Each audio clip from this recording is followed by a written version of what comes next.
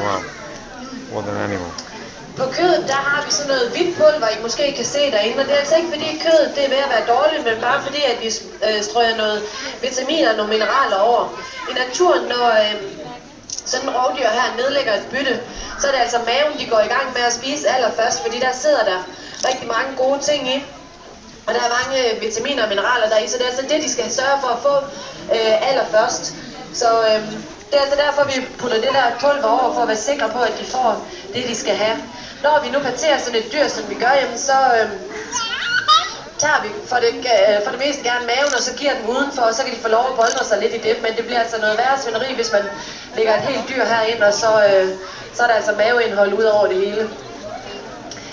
Det vi, som sagt, fodrer med herinde, det var vores kavivar. Vi fodrer også gerne med heste.